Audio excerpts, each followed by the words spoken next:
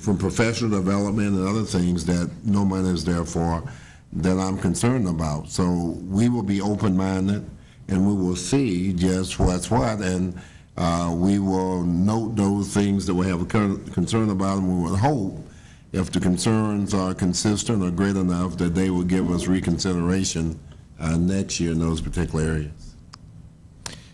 Well, I'm optimistic about what's going to come out of this session, particularly as it relates to teachers, which, again, I think we all agree is the most important ingredient. So I think it's now incumbent upon districts to take advantage of the considerable tools that they now have to make sure they're getting great teachers into the classroom, rewarding those who are the most effective and getting rid of those who are ineffective. But this debate is going to keep going for a long time, and I do think you've really pinpointed one of the major issues that we need to focus on is how we allocate this extraordinary amount of money that we put into K-12 education.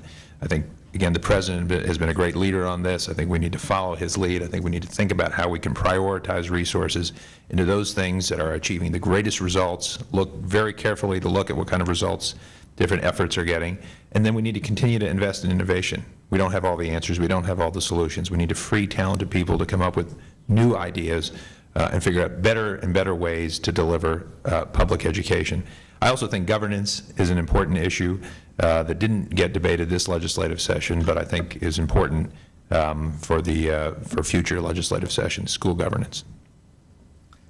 I guess if I was to try to wrap this up and bring this conversation full circle, just, David started this conversation by talking about how, it's been so contentious in terms of how, this issue has become very polarized. I do think one of the unfortunate things about the education debate, not just here in the state, but across the country, is that for many folks, a lot of these changes reflect in their minds, and these are my words, the worst fears for what could possibly happen, right? There's lots of discomfort, there's lots of just unknown, like what's going to happen. We've never done this before. Firmly, I think the person who put this best actually was recently, this past weekend, I heard Speaker Bosma actually put it right, and he said he felt, when we look back at this, 10, 15, 20 years down the road, he actually said this is going to be a session where folks say Hoosiers got it right. I really do believe that this legislative package represents, for many folks across the state, the best hopes for what we can possibly realize in terms of education and educational improvement and outcomes for our kids.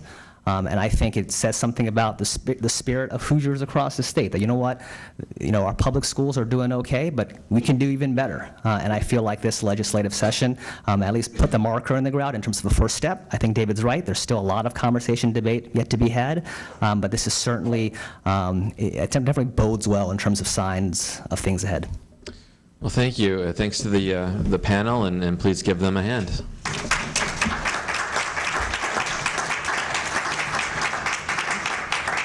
Thank you, Matt, very much for facilitating this the discussion today. To all of our panelists, we're very grateful that you broke into your busy days to be with us. This session has been taped, and we're going to have it available on our website and to other avenues as well, hopefully, for those who'd like to hear it. We very much enjoyed the discourse, and we have just a small momentum for each of you to add to perhaps your already existing collections of things to drink healthy beverages from. Thank you. I'm assuming it's the same from passing it down. They are the same, that's correct. They're nonpartisan. Yes, they're the same. Thank you all. You as well, Matt. Thank you very much, and thank you all for attending today. And again, if you'd like to know more about the ACLU of Indiana, our organization, there's literature out there for you. We encourage you to learn about us and to support us if you find it within your means and your interest to do so. Thanks again.